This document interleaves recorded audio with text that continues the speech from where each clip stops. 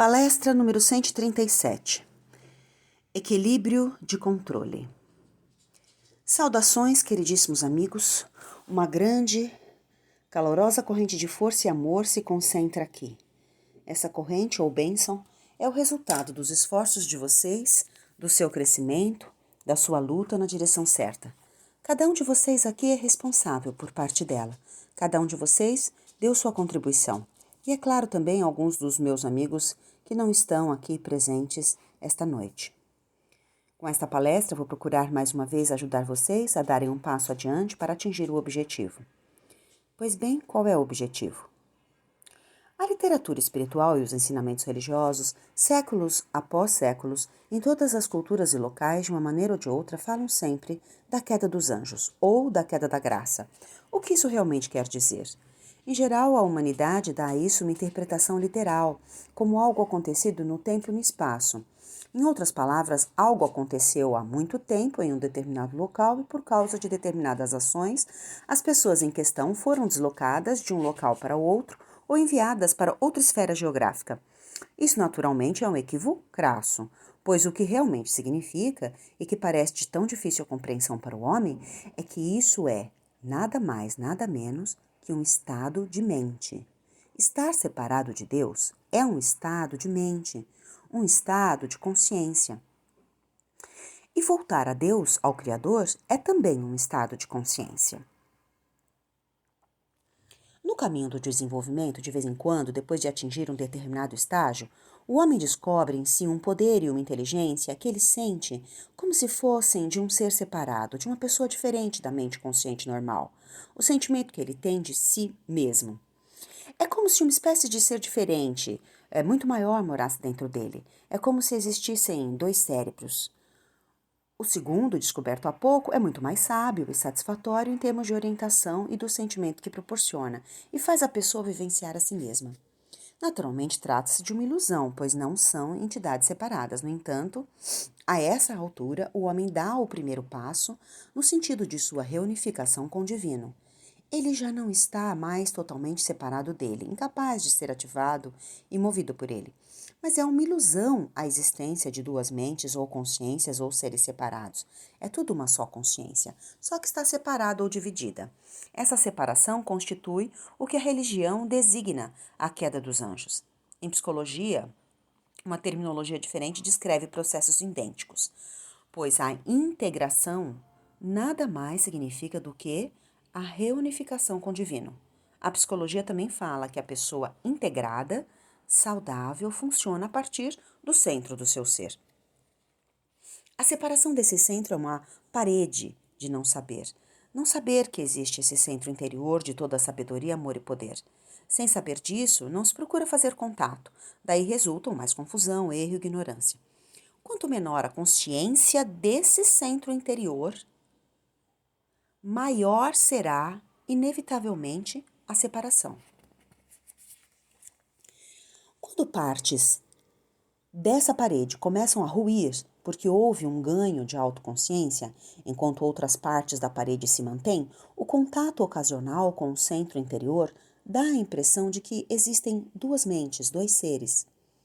O que brota do eu interior, com suas possibilidades literalmente infinitas de contentamento, bem, expansão ilimitada, parece ser totalmente desligado e independente da personalidade conhecida. Esse centro interior é a consciência divina. Ela permeia todo o universo, abrange tudo. Portanto, o centro interior de um ser humano é o mesmo que o centro interior de qualquer outro ser humano. Todos apresentam essa unidade viva que não conhece conflito nem limitação. O poder criativo em ação, em qualquer processo vital, é um só e o mesmo. A separação da matéria e da consciência é uma ilusão. Este é o verdadeiro sentido daquilo que a religião designa separação de Deus ou queda dos anjos. Trabalhar para voltar ao estado de contentamento que resulta do contato e integração com o centro interior é o objetivo. Não apenas o objetivo deste caminho, mas o objetivo inconsciente de todo ser vivo. O poder contido no núcleo do ser mais íntimo de vocês é tão vasto, meus amigos, como vocês não podem conceber. Tudo que vocês podem fazer gradualmente é testá-lo e vê-lo em funcionamento e maravilhar-se com ele. Primeiro de formas menos importantes, que mesmo assim parecem quase milagrosas. À medida que aumenta a sua percepção e se ampliam os seus conceitos e a sua visão, vocês veem esse poder operar de maneiras inimaginavelmente maravilhosas. Esse enorme poder é tão vasto que vocês não podem pensar em termos de ter ou ser esse poder, ou ser ativado por ele. Se vocês quiserem concebê-lo e fazê-lo funcionar. É simples assim. No momento, a maioria de vocês ainda está separada dele, pois vocês não acreditam e não concebem realmente que tem tudo de que precisam para se expandir. Estar em harmonia no processo vital criativo e dinâmico em que vocês dão e recebem tudo que podem sonhar. A não consciência desse centro vital está diretamente relacionada à não consciência das causas negativas que vocês colocam em marcha. Essas duas facetas estão interligadas. É por isso que o nosso trabalho precisa tratar primordialmente de revelar as imagens, os conceitos errados, as emoções e padrões de comportamento destrutivos. Quando estes são mudados, segue-se necessariamente a consciência do divino em vocês. O mesmo paralelo se observa com relação a uma consciência no interior da pessoa, mas aparentemente separada e alheia. Quando são feitas as primeiras tentativas de trazer à superfície facetas destrutivas, até então inconscientes, é frequente a pessoa sentir como se fosse habitada por uma entidade destrutiva que age e sobre a qual ela não tem controle algum. A princípio, ela atribui acontecimentos negativos ao destino exterior e teme o mundo e a vida à sua volta. À medida que o homem revela a sua destrutividade inconsciente, ele começa a temer seu próprio inconsciente, sobre o qual ele ainda parece não ter controle nenhum. Também nesse momento ele tem a impressão de que existem duas entidades separadas, seu eu consciente, conhecido com suas metas e pensamentos, e o recém-descoberto inconsciente, com metas e pensamentos negativos totalmente opostos. Ao prosseguir nesse trabalho, ele elimina aos poucos os fatores de separação, começa a assumir, a se sentir responsável pela entidade interior. Associa-se a ela, consegue identificar-se com ela. Portanto, consegue assumir responsabilidade por ela, pois então o homem e essa entidade são um só. A sua dinâmica não é mais separada da vontade consciente. O ego do homem integra-se com uma parte de si que o levou por sendas ignoradas. O ego, mais sábio, determina o caminho. A luta entre ele e o elemento interior destrutivo cessa no momento em que é reconhecida a unidade entre esse elemento e o ego exterior. Um processo idêntico acontece em relação ao centro divino. A princípio, o homem não tem consciência dele, assim como não tem consciência dos processos destrutivos que são propositadamente ativados. À medida que a mente questione e começa a visualizar suas possibilidades, o que estava oculto vem à superfície. Isso se aplica tanto aos elementos destrutivos quanto aos mais construtivos e criativos do homem. As primeiras manifestações de ambos parecem desligadas do eu, e somente quando são contempladas e reconhecidas como parte do eu, é que o eu pode assumi-los e integrá-los. Quanto ao lado negativo, ele se decompõe durante um processo de integração com o ego consciente. Quanto ao lado divino, cada vez mais, ele ativa e move o ego consciente até que ambos passam a ser um só.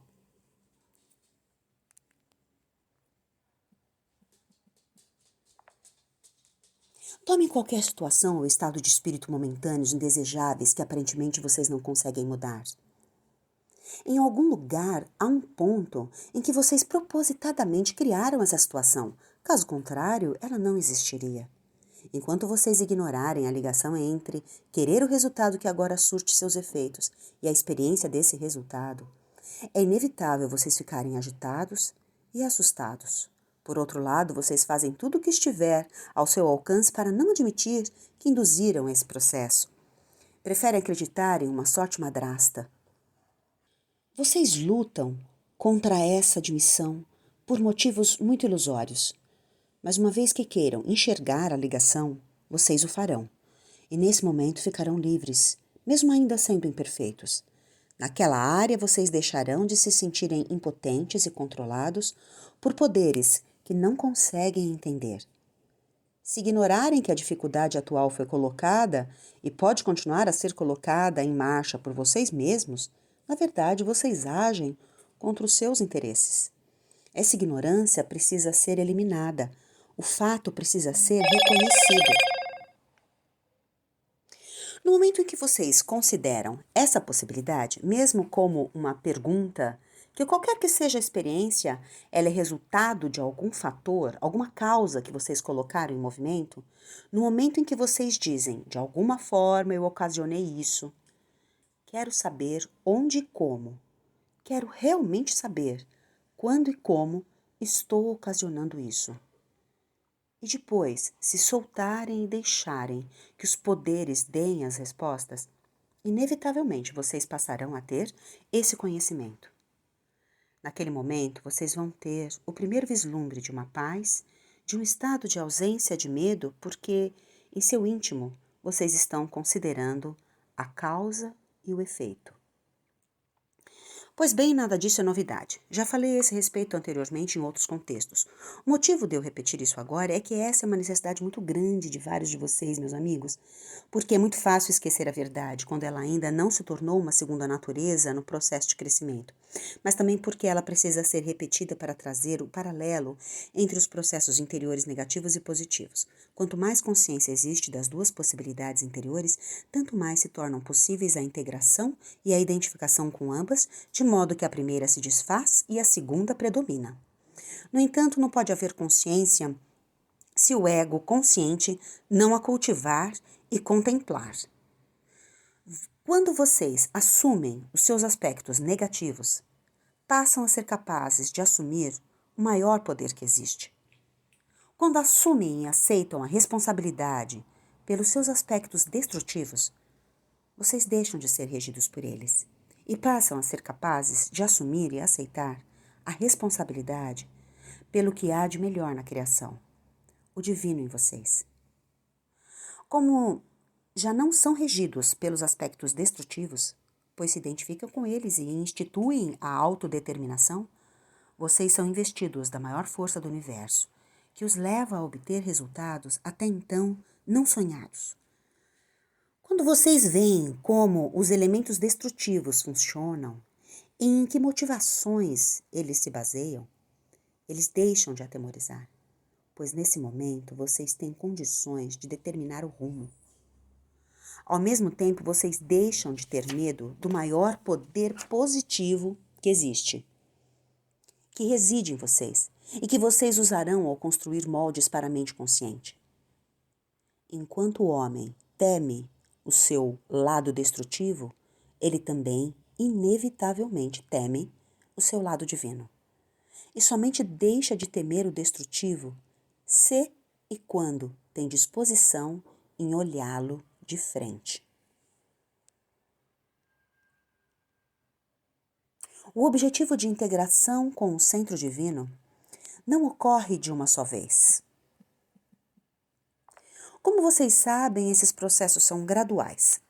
Pode haver áreas em que a pessoa já está bastante livre e estabeleceu contato direto com o centro do eu interior, com as mais favoráveis consequências na experiência de vida interior e exterior. Outras áreas podem ainda estar isoladas. A separação persiste por conta da falta de consciência, nos aspectos em que vocês ainda não sabem onde e como ativam os processos negativos e, portanto, não conseguem ativar propositadamente os positivos. É como se a vontade estivesse bloqueada e paralisada. Vocês podem ser perfeitamente capazes de comungar com o núcleo interior e deixar-se guiar e ativar por ele da maneira mais maravilhosa em todas as áreas em que vocês estiverem conseguido se libertar por meio da consciência. No entanto, as áreas não resolvidas parecem impedir vocês de fazer o mesmo para solucionar esse problema. Portanto, vocês estão ignorantes dos elementos destrutivos em ação e do poder que os ajudará a superar esses elementos. Esta palestra será proveitosa para esses casos. À medida que vocês aprendem a entender os poderes e as leis em operação e a usar os poderes das suas faculdades interiores, da sua mente, da sua vontade, à medida que vocês entendem a sua potência, nessa medida vocês deixam de sentir que existe uma separação entre a consciência e a vontade conscientes, a mente e a personalidade ativas interiores, e o eu interior, divino, o centro do seu ser, que é ao mesmo tempo o centro do universo. Enquanto existe essa separação do centro, vocês estão necessariamente fracos e perdidos. As faculdades exteriores separadas do cérebro e da personalidade por si mesmas não podem fazer aquilo que o centro interior, única, exclusivamente pode realizar. Os níveis da personalidade exterior servem à única finalidade de atingir esse ser interior, para conhecer o poder desse ser interior, para conceber o poder e a beleza e as possibilidades do ser interior, e para fazer um contato propositado com esse ser interior. Essa é a finalidade do eu exterior, além de deixar-se guiar, ativar e preencher pelo que brota do eu interior. Este vai se manifestar espontaneamente depois que for propositadamente chamado à ação. O outro propósito da personalidade exterior é abrir espaço e permitir que essa manifestação ocorra. Por meio dessas duas funções, ele acabará por se integrar ao núcleo interior. Quando o eu exterior tenta realizar aquilo que somente o eu interior é capaz de fazer com sucesso, vocês não podem ter êxito. Fatalmente surgem confusão e dificuldades, medo e dor. A luta provoca muita frustração. Quando há esse esquecimento completo da presença interior, o eu exterior se esforça mais ainda para controlar o que não pode controlar. Isso gera mais tensão, ansiedade, sensação de fracasso e medo da derrota. Por outro lado, o esgotamento dessa luta inútil, com toda a pressão exterior sem sentido, leva a personalidade a desistir, quando é mais necessário que nunca que isso não ocorra. A atividade com um propósito é exatamente o contrário dessa situação. Quando a personalidade pressiona, obriga e empurra, seria aconselhável entregar-se e ceder a uma força superior, dentro do eu. E quando a personalidade desiste, de uma maneira desesperançada e resignada, sem formular os pensamentos que podem ativar o núcleo interior, seria melhor se esforçar. A linha de menor resistência predomina nos processos mentais que caem na negatividade, enquanto a vontade exterior luta, se empenha, pressiona para obter um resultado desejado, que não pode ocorrer enquanto as faculdades interiores forem deixadas de fora. Essa pressão tensa e ansiosa é muito sutil, mas mesmo assim muito real. Ela é dirigida para o comportamento dos outros, que, segundo a pessoa acredita, precisam manifestar-se de uma determinada maneira para que o eu possa atingir o seu objetivo.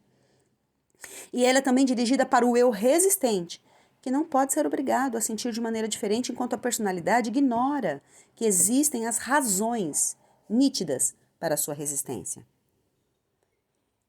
Esse desequilíbrio de controle é observado na personalidade no decorrer deste caminho.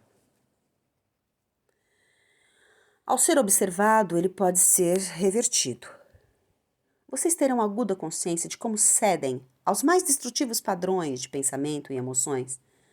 Verão como, a esse respeito, vocês optam pela linha de menor resistência, ou seja, ceder aos pensamentos, sentimentos e vontade negativos. Agora que eles não estão mais nebulosos ou apenas vagamente conscientes, seu efeito pode ser avaliado e vocês poderão detê-los e optar por um padrão construtivo de pensamento, sentimento e vontade na área do problema momentâneo.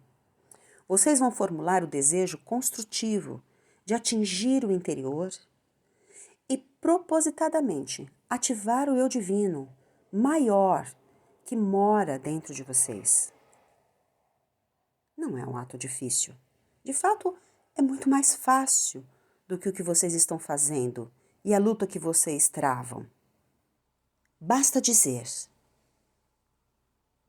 eu, com o meu ser exterior, não posso resolver este problema.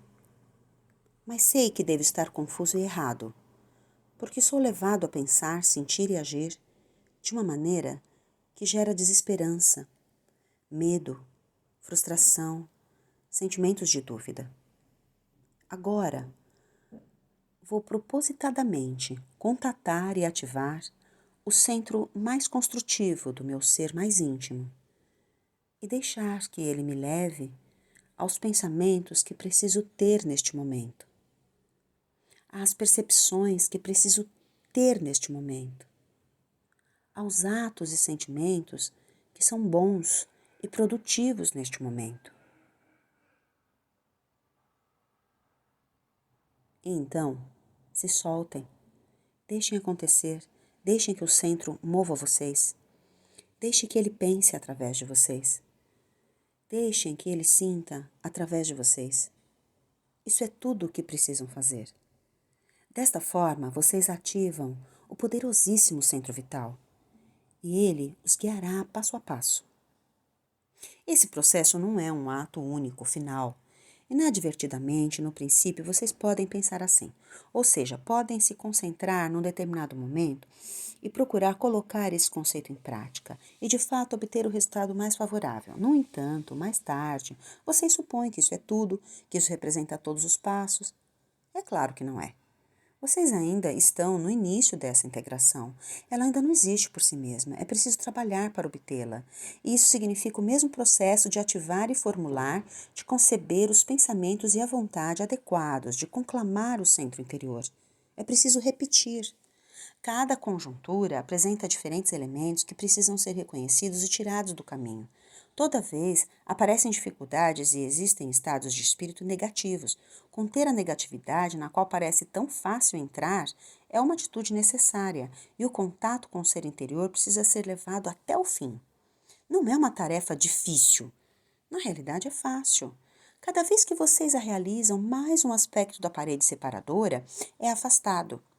Mais entendimento, mais vida, são os corolários naturais, de modo que no fim vocês acabam por sentir que o poder que os movimenta é o seu poder. Vocês vão sentir uma unidade entre o eu interior e essa área que vocês precisam chamar a vida mediante um processo mental propositado. Não vai mais parecer que existe em vocês uma segunda consciência. E também não vai mais parecer que os resultados da vida exterior nada têm a ver com vocês. Vocês vão estar conectados às causas negativas que não viam anteriormente e também aos poderes positivos que nunca sonharam que podiam existir. Como consequência, vocês estarão plenos de pensamentos produtivos de verdade, expansão e mais visão das possibilidades. Cada situação vai oferecer muitas possibilidades de resultados desejáveis, soluções e crescimento criativo. Vocês não podem sair de nenhuma dificuldade se confiarem exclusivamente na mente exterior. Deixem que o ser interior preencha a mente exterior. Então, e somente então, vocês encontrarão a saída para cada problema especificamente. A melhor forma de demonstrar a inversão do equilíbrio relativo ao controle da mente é o exemplo a seguir. Todo ser humano precisa e deseja ter amor. Todos vocês querem amor. Quando vocês estão separados do centro interior, o método que usam para obter amor é uma inversão do controle. Quando existe a esse respeito um equilíbrio adequado de controle, o homem se doa de maneira livre e destemida. Ao mesmo tempo, ele dá liberdade ao ser amado. Ele não força, não tem necessidade de possuir, não precisa ser dono, não precisa exercer rígido controle e pressão. Portanto, ele não pode ser possuído nem controlado. Assim, não precisa temer o fato de amar e ser amado. Ele percebe, como esse tipo de mentalidade, que o amor é a maior das liberdades, que acontecerá necessariamente se ele deixar e que não precisa lutar ou forçar para obtê-lo. Pode conceder a liberdade porque sabe que receberá o que é seu. E o amor é seu, porque ele não o bloqueia, não o teme, não resiste a ele. É um contínuo flutuante que jamais pode ser tirado dele enquanto ele mesmo não o fizer. O amor não acaba, porque o homem não acaba com ele. É totalmente seguro, não envolve absolutamente nenhum perigo, nenhum conflito. Assim, doar-se, amar, contribuir, não implicam perda de controle. É uma questão de autodeterminação, na verdadeira acepção da palavra. No melhor sentido, o controle é dele, sem restrições ou medo. Por outro lado, quando existe distorção, falso controle, o homem se vê novamente em uma situação ou isso ou aquilo.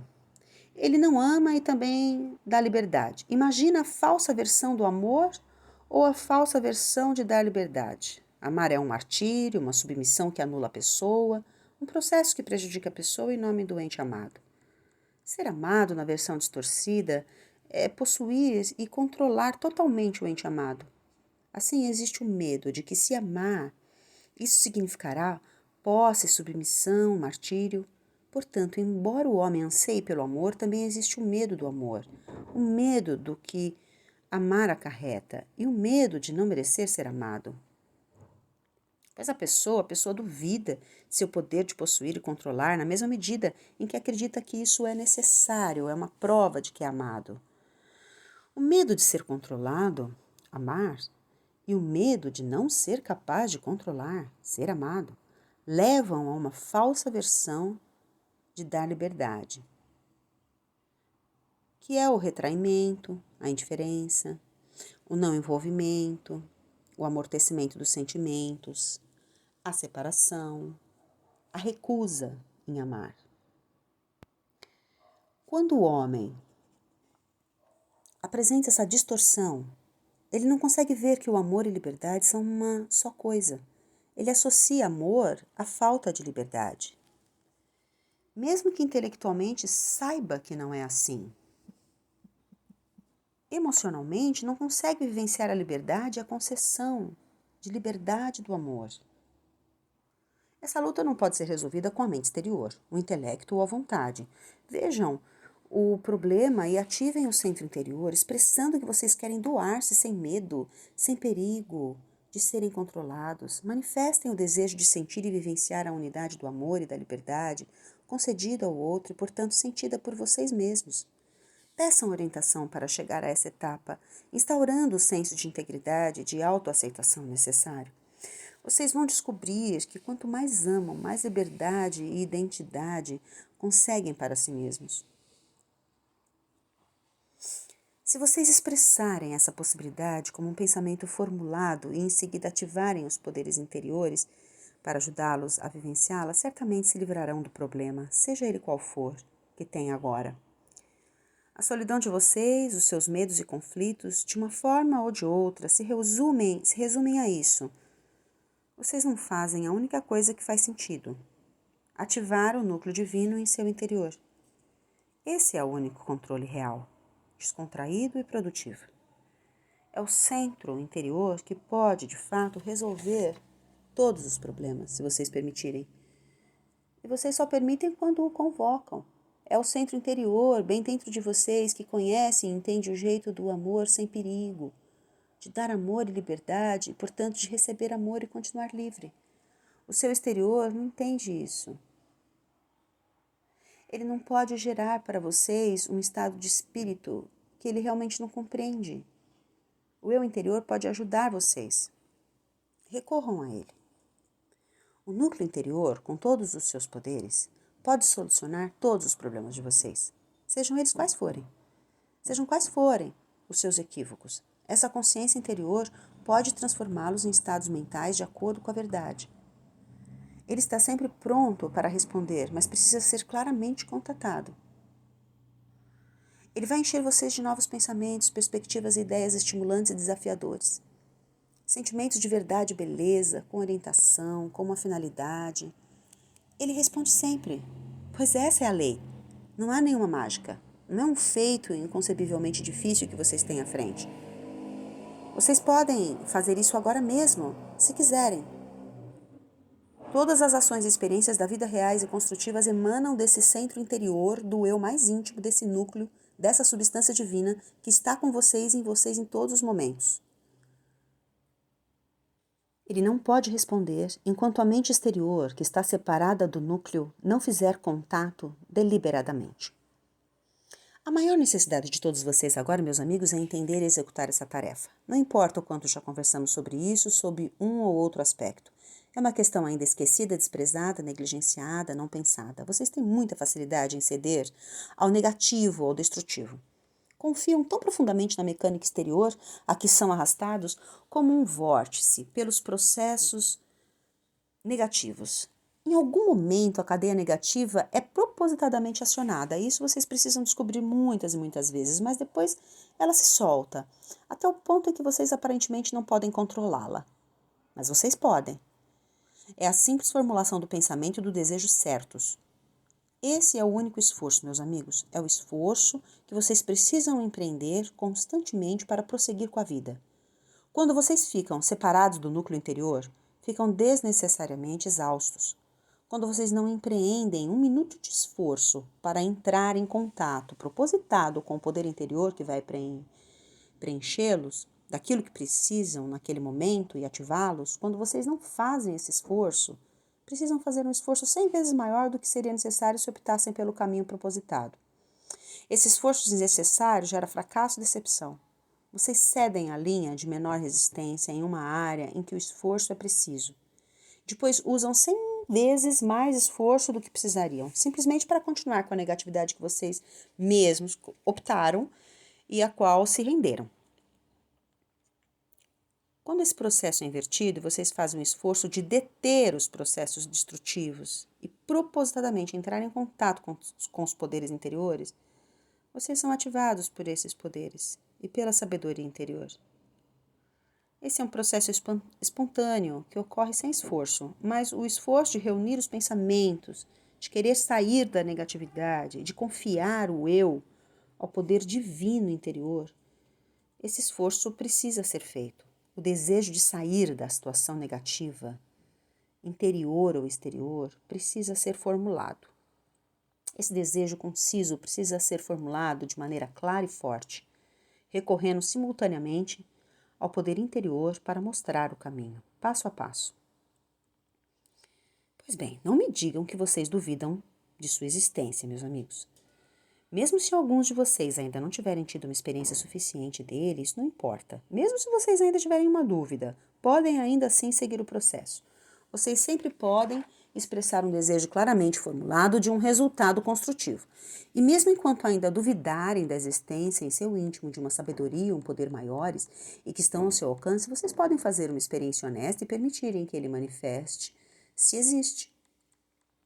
Se vocês apenas argumentarem contra ele, em vez de experimentá-lo, a sua dúvida não é honesta. Vocês não têm nada a perder, pois já sabem muito bem por experiência própria que confiar apenas nas faculdades exteriores levou vocês à situação indesejável em que se encontram agora. A pressão e a tensão exteriores, a tentativa de forçar, não surtiram efeito. Portanto, tentem agora dessa outra maneira. Confiem a si mesmos, aos poderes interiores que vocês não precisam pressionar nem dirigir, depois de formularem os pensamentos da vontade construtiva. Vocês vão ver o poder em ação. Agora, meus amigos, eu dei a vocês uma chave que pode ser de um grande limiar.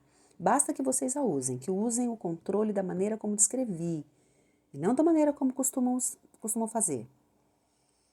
Todos vocês aqui presentes e os que estão ausentes podem descobrir áreas em que já fazem o que eu descrevi.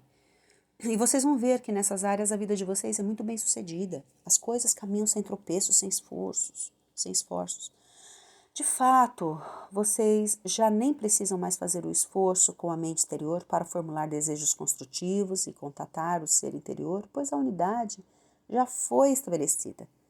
Vocês já atingiram o objetivo. A sua consciência é totalmente construtiva em todas as suas expressões. As facetas interior e exterior da consciência estão unidas. Não existe divisão. Nessas áreas, vocês estão em harmonia. Não há vestígios de destrutividade na motivação, nos recantos mais afastados da sua personalidade.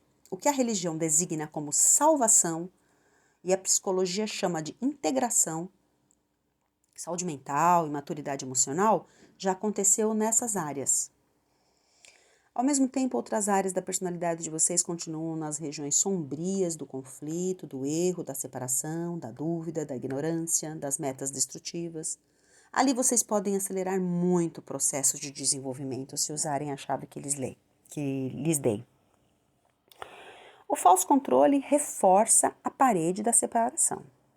Eliminem essa parede ao contatar faculdades mais profundas e mais amplas para ativar vocês. mesmo enquanto a parede ainda está presente. Façam disso, meus amigos, o seu principal objetivo agora. Usem a chave em qualquer área que acharem adequado e sempre que sentirem que têm a maior necessidade, em qualquer momento de cada dia. À medida que vocês ficarem mais habilidosos em formular as necessidades e os requisitos em que desejam que o centro interior sirva de guia e inspiração, ative vocês e preencha vocês com a verdade, com perspectivas e energias construtivas. As manifestações se aperfeiçoarão de tantas e tão diferentes maneiras. Vocês ficarão plenos de segurança e confiança. Confiem em si mesmos e nos processos da vida.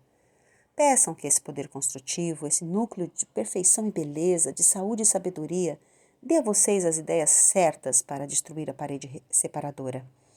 Peçam que ele os inspire com a meditação mais eficaz para um dado momento, para que até a mente exterior, que precisa dar o primeiro passo para entrar em contato com o centro interior, fique plena do poder e da sabedoria desse último para fazer isso. Assim passa a haver uma interação em duas mãos. Quanto mais vocês cultivarem esse processo, mais seguros vão se sentir e mais vão poder. E mais vão perceber que não há problema sem solução.